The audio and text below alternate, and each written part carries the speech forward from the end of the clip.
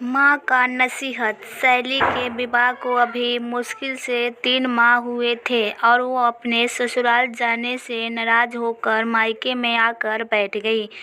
उसकी दशा देखकर उसकी माँ अरु ने उसे अपने पास बुलाया और प्यार से उसके बालों को सहलाते हुए कहने लगी, तुम्हें अपने घर वापस जाना चाहिए। ऐसी छोटी छोटी बातों पर नाराज होना शोभा नहीं देता। किंतु शैली ने एक ही रट लगा रखी थी, मैं उस घर में कभी वापस नहीं जाऊंगी। वहाँ मेरी इज्जत एक नौकरानी के जैसी भी नहीं है।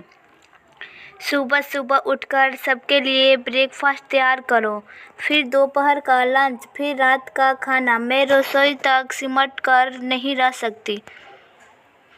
मुझे भी अपने सपने पूरे करने हैं, मुझे भी जीने का अधिकार है। ये काम तो कोई भी बाई कर सकती है, कोई भी खाना बनाने वाली लगा सकते हैं, लेकिन नहीं पता किस घर में आपने मेरी शादी की है। अरु देवी ने उसे समझाने की बहुत कोशिश की और बताया कि बेटी, रोहित एक बहुत ही सुलझे हुए विचार का लड़का है। उसका परिवार और खानदान बहुत ही सादगी पसंद है और वो सब बनावटी जीवन शैली से दूर है। कुछ समय पश्चात तुम उसके अनुरूप ही खुद को ढाल लोगी, ऐसा मेरा विश्वास है। शैली जोर जोर से रोने लगी। माँ, आप भी मुझे समझाने की कोशिश नहीं कर रही हो।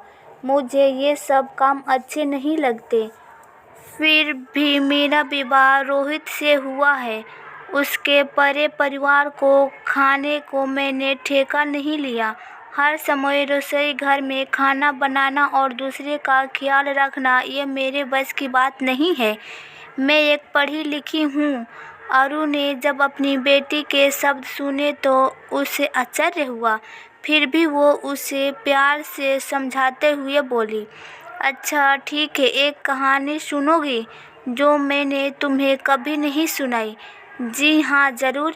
एक लड़की थी जिसके बहुत सुंदर सपने थे। मात्र 14 वर्ष की उम्र में उस लड़की का विवाह कर दिया गया। विवाह भी एक ऐसे इंसान से किया गया जो पढ़ा लिखा तो था किंतु बेरोजगार था। वो लड़की डिस्ट्रिक्ट मिनिस्टर की लड़की थी, जिसके घर में नौकर चाकर उसकी एक आवाज़ पर दौड़े चले आते थे। महलनुमा घर में पली बड़ी वो लड़की जब एक सामान्य से घर में ब्याह दी गई, तब भी उसने कभी इस बात की शिकायत अपने माता पिता से नहीं की।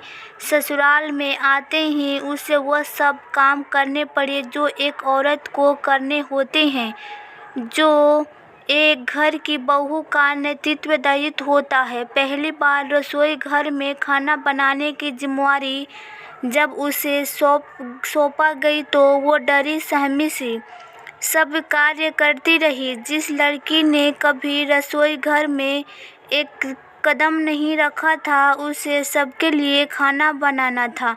प्याज काटते समय उसकी आंखों में ढेर सारे आंसू टपकने लगे थे। घर पर तो हमेशा ये काम उसकी माता पिता किया करती थी।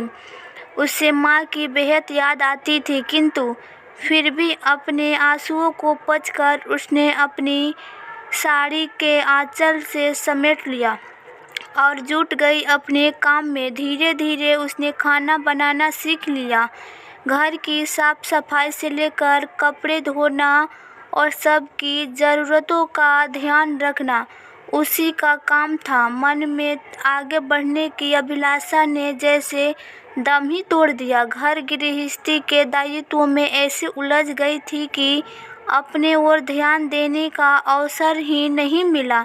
विवाह के लगभग 25 वर्ष बाद उसने अपने पतिदेव के समक्ष आगे बढ़ने की इच्छा रखी तो उन्होंने उसकी इस इच्छा का मान रखा। फिर उसने पढ़ाई की सनद का पश्चात विशिष्ट BCA का कोर्स किया और 6 माह का प्रशिक्षण के बाद एक विद्यालय में उसे सरकारी नौकरी प्राप्त हो गई। किंतु नौकरी करते हुए भी उसने घर के बड़े बुजुर्गों के बनाए गए रीति रिवाजों का पालन किया। साड़ी पहनकर कार्य के लिए जाना, मजाल है जो सिर से आंचल जरा भी झलक जाए। उसने परिस्थितियों में हंसकर समझौता किया। जानती हो, वो स्त्री कोई और नहीं बल्कि तुम्हारी माँ ही है। हमें कभी भी विषम परिस्थितियों को देखकर अपना समतन नहीं खोना चाहिए। विवाह कोई गुड्डा गुड़ियों का खेल नहीं कि कल ब्याह हुआ और आज तलाक। विवाह तो जन्म जन्म का बंधन है जिसमें एक दूसरे की भावनाओं का सम्मान किया जाता है, एक दूसरों की ज़रूरतों का ख्याल रखा जाता है। विवाह मात्र दो व्यक्तियों का मध्य नहीं होता, ये दो परिवारों का मिलन है। जब वर पक्ष बहुओं के व्यक्तियों के साथ अच्छा व्यवहार करते हैं तो आखिर बहू अपने ससुराल वालों के साथ ऐसा सर्द और रूखा व्यवहार क्यों करती है?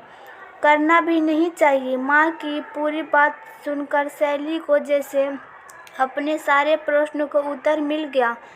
उसका गुस्सा धीरे धीरे शांत हो गया और उसने ससुराल वापस लौट जाने का निर्णय लिया।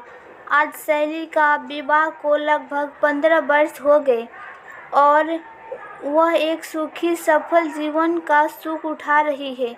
ये सब कुछ माँ की दी हुई उस नसीहत का परिणाम है जिसने उसके जीवन का गलत फैसला लेने से रोक दिया। सही समय पर लिया गया सही फैसला व्यक्ति के जीवन को नई दिशा देता है।